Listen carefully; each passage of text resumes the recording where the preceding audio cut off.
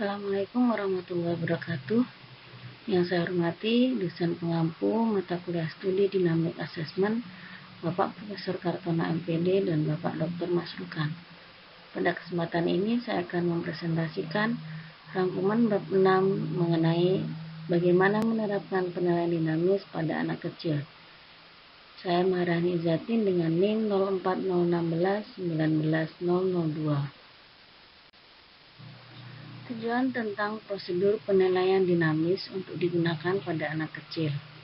Melakukan asesmen dengan anak kecil dapat menjadi tantangan dalam kondisi apapun, dan pendekatan khusus, teknik, dan pelatihan dijamin untuk populasi ini. Melakukan asesmen dinamis dengan anak-anak tidak hanya menantang, tetapi di benak beberapa profesional bahkan dipertanyakan, karena fungsi metakognitif yang biasanya ditargetkan oleh dynamic assessment belum berkembang dengan baik.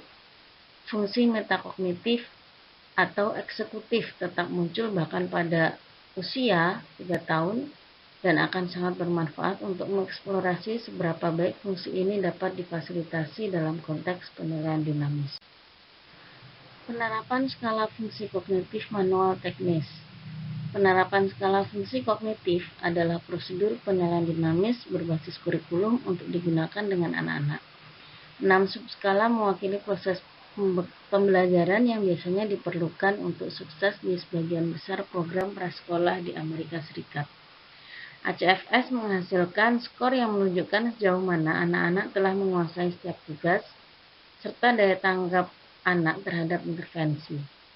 Penilaian perilaku menggambarkan aspek kualitatif non-intelek dari interaksi anak-anak dengan pasangan dan penilai. ACFS ini sesuai dengan yang digunakan untuk anak-anak dan berfungsi dalam rentang usia 3 hingga 5 tahun. Sifat informasi yang dihasilkan oleh ACFS adalah kuantitatif dan kualitatif, namun tidak normatif. Kerangka teoritis ACFS bukanlah tes kecerdasan. Bagaimana anak melakukan prosedur tentu saja dipengaruhi oleh apapun yang kita sepakati bahwa kecerdasan itu, tetapi kesimpulan tentang kinerja anak pada ukuran tidak boleh dibingkai dalam kerangka kesimpulan tentang kecerdasan anak. Tujuan akhir ACFS adalah untuk menginformasikan instruksi dan untuk menyediakan sarana yang menghubungkan penilaian dengan instruksi dan intervensi. Penilaian dinamis bertumpu pada konsep inti yang dijelaskan oleh Furstein dan Vygotsky, serta konsepsi sistematis tentang sifat fungsi mental. Peringkat subskala dan perilaku. Terdapat 6 subskala pada ACFS. 4 subskala inti tugas ACFS, antara lain yang pertama adalah klasifikasi, kemudian yang kedua memori auditori jangka pendek, 3 memori visual jangka pendek, dan keempat penyelesaian pola berurutan. Sedangkan 2 subskala tambahan ACFS adalah pengambilan perspektif dan perencanaan verbal. Komponen skala peringkat perilaku ACFS terdiri dari regulasi diri, kemudian ada kegigihan, toleransi frustasi, motivasi, fleksibilitas, interaktivitas, dan responsivitas. Skor untuk ACFS. Sebagai prosedur berbasis kurikulum, ACFS bergantung pada skor mentah dan perhitungan persen item yang benar. Kedua jenis skor digunakan untuk semua pretest dan posttest dari 6 tugas. Penggambaran item untuk setiap tugas dihasilkan dari kombinasi analisis tugas rasional dan observasi anak yang mengerjakan aktivitas. Untuk analisis tugas, penulis mengajukan pertanyaan berikut. Apa yang harus Anda lakukan untuk menyelesaikan tugas ini? Mereka juga menanyakan jenis perilaku apa yang mungkin diamati pada anak-anak saat mengerjakan tugas. Banyak modifikasi penilaian yang dihasilkan dari pengamatan ini, dan kami berusaha untuk mempresentasikan interaksi aktual anak dengan pemateri pengujian. Jadi, pada tingkat yang signifikan, penilaian dirancang pada kerangka klien. Petunjuk umum untuk pelaksanaan ACFS. ACFS dapat diberikan baik sebagai bagian dari rangkaian komprehensif atau sendiri. sebagai eksplorasi fungsi dan respon anak terhadap instruksi. Skala penilaian perilaku harus diduplikasi sehingga dapat diselesaikan setelah setiap prates dan setiap mediasi untuk setiap subskala yang dikelola.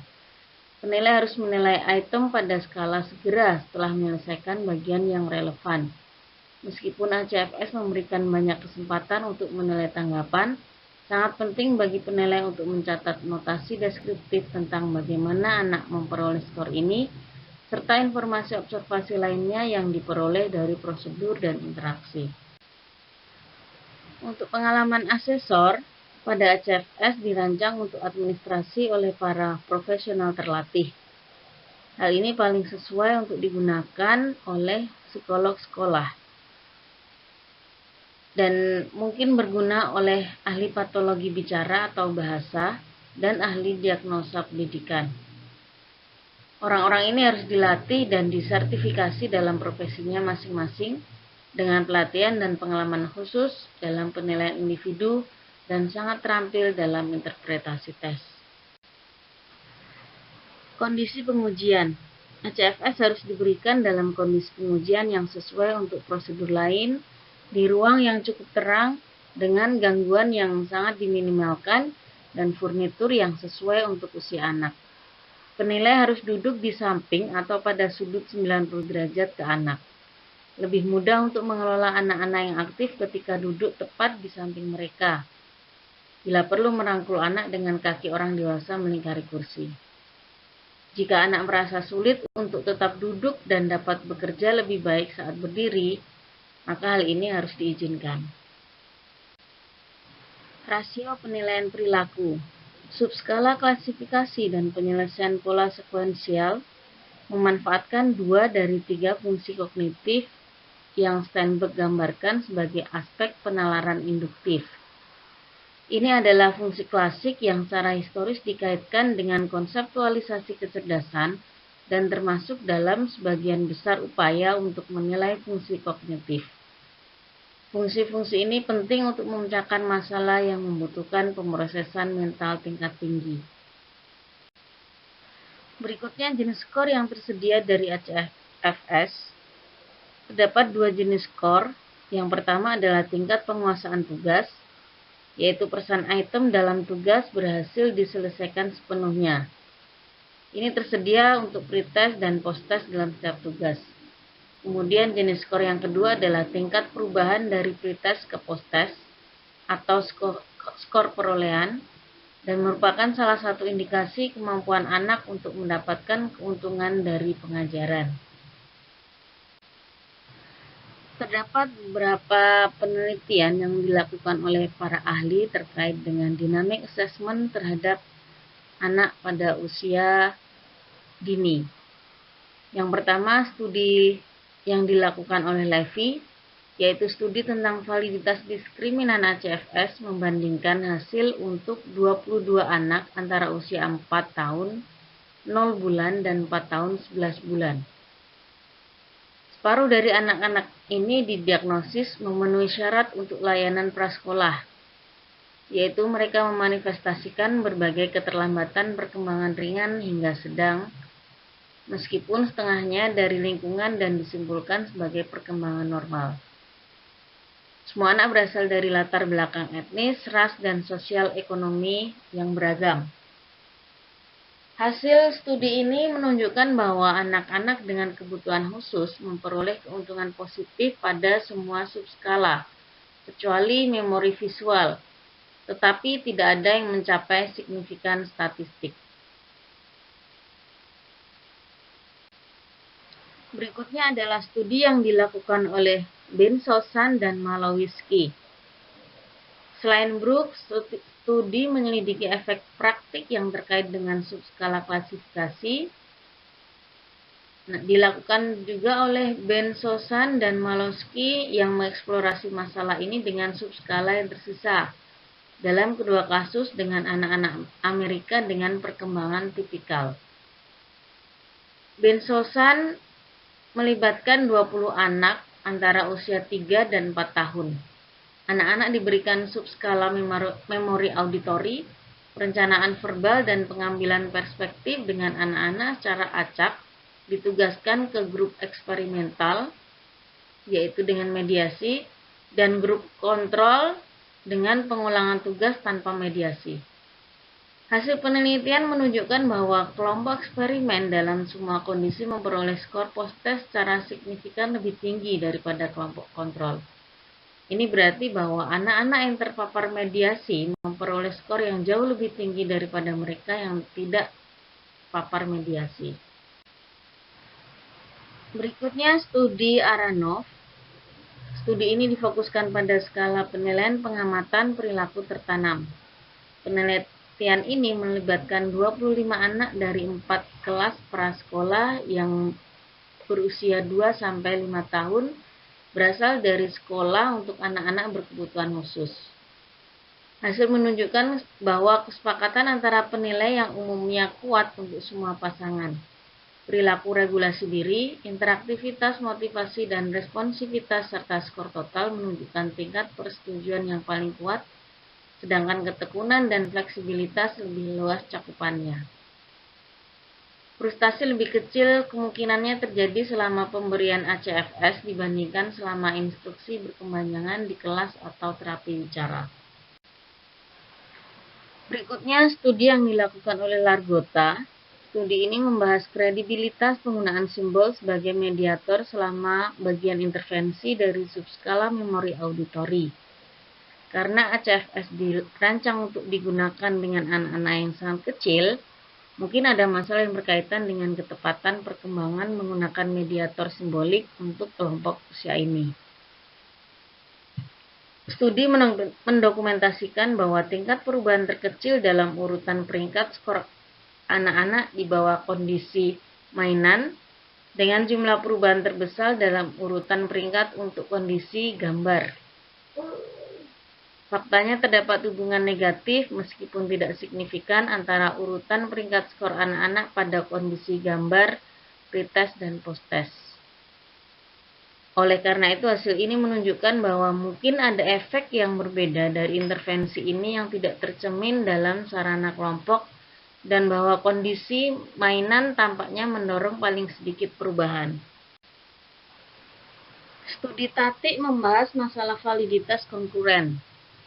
Admin Tatik mengubah pretest ACFS dan later revisi tes kinerja internasional untuk 15 anak prasekolah dengan kebutuhan khusus. Hipotesisnya adalah bahwa subskala dengan nama yang mirip akan berkorelasi secara signifikan dan positif, dan subskala dengan nama yang berbeda tidak. Hipotesis ini tidak didukung dan peneliti menyimpulkan bahwa subskala mengukur variabel yang berbeda meskipun labelnya mirip. Kemudian bagaimana mengatur ACFS untuk mahasiswa DIV? Leeds memberikan ACFS kepada 13 anak tunarungu dengan latar belakang sosial ekonomi campuran antara usia 4 dan 8 tahun. Nah, tujuan utama dari penelitian ini adalah untuk mengeksplorasi kemampuan anak-anak ini untuk menanggapi tuntutan tes, untuk menyelidiki jenis akomodasi yang akan diperlukan agar ACFS dapat digunakan pada anak-anak tunarungu. Hasil menunjukkan bahwa anak-anak ini sebelumnya menunjukkan perilaku yang dinilai secara signifikan lebih tinggi selama mediasi dibandingkan dengan fase penilaian sebelum tes. Peringkat perilaku selama mediasi umumnya terkait lebih kuat dengan skor subskala posttest daripada peringkat perilaku selama pretest. Kegunaan ACFS pada anak Belanda. Para penulis menyimpulkan bahwa ACFS dapat digunakan secara tepat dengan anak Belanda yang serupa dengan populasi penelitian ini dan ditambahkan untuk mengumpulkan informasi mengenai konstruk dan validitas kriteria prosedur. Namun dalam studi serupa yang kemudian dilakukan oleh sejumlah besar anak Belanda, Van der Alsford dan Leeds, tidak dapat mereplikasi kekuatan temuan ini dengan populasi ini. Penggunaan ACFS pada anak-anak Australia, analisis hasil didokumentasikan antara lain sebagai berikut. Yang pertama, terdapat perbedaan yang signifikan antara pretest dan posttest dan subtest atau keuntungan untuk siswa di kedua kelompok. Diskriminasi yang konsisten antara kedua kelompok, di mana anak-anak yang terlambat mendapatkan nilai yang lebih rendah pada semua pretest dan posttest. Kemudian skor posttest anak dengan keterlambatan secara konsisten melebihi skor pretest anak dengan perkembangan khas pada semua subtest. Nilai Cronbach's alpha adalah 0,63 untuk skor pretest ACFS. Diskriminasi yang signifikan antara kedua kelompok pada skala penilaian pengamatan perilaku, dengan anak-anak yang terlambat mendapatkan penilaian yang lebih rendah. Cronbach's alpha untuk Behavior Observation Rating Scale masing-masing adalah 0,96 dan 0,95 untuk pretest dan mediasi. Sehingga data ini menunjukkan bahwa ACFS dapat berhasil diterapkan pada populasi anak Australia. Demikian presentasi untuk bab 6. Sekian dan saya ucapkan terima kasih. Assalamualaikum warahmatullahi wabarakatuh.